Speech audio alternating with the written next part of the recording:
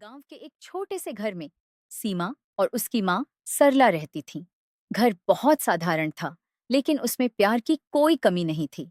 सीमा पढ़ाई में बहुत तेज थी और उसका सपना था कि वह शहर जाकर बड़ी नौकरी करे और अपनी माँ की सारी परेशानियां दूर कर दे। सरला दिन रात मेहनत करती, लोगों के घरों में काम करती ताकि सीमा की पढ़ाई में कोई कमी न रहे। वह अक्सर कहती, बेटी, तू बस पढ़ ले, मेरी खुशी तेरी सफलता में है। समय बीतता गया और सीमा ने मेहनत करके शहर के एक बड़े कॉलेज में दाखिला पा लिया। गांव में खुशी की लहर दौड़ गई, लेकिन इस खुशी के साथ एक दूरी भी आ गई। माँ और बेटी के बीच शहर जाकर सीमा बदलने लगी।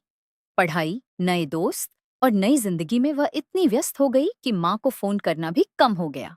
सरला हर शाम दरवाजे के पास बैठकर उसका इंतजार करती, जैसे वो अभी आ जाएगी। एक दिन सरला ने सीमा को चिट्ठी लिखी, बेटी, तू बहुत आगे बढ़ रही है, ये सोचकर दिल खुश हो जाता है। बस कभी कभी तेरी आवाज सुनने का मन करता है। अपना ध्यान रखना, माँ।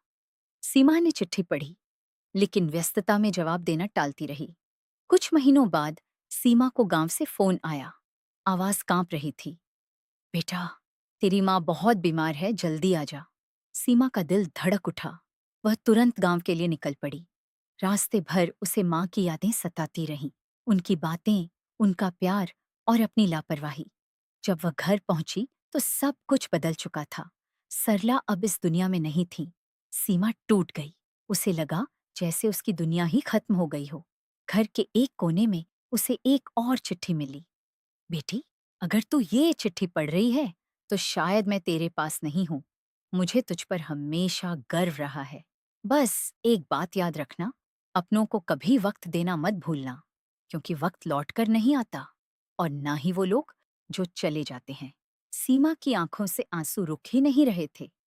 उसे अपनी गलती का एहसास हो चुका था, लेकिन अब बहुत देर हो चुकी थी। उस दिन के बाद सीमा ने अपनी जिंदगी बदल दी।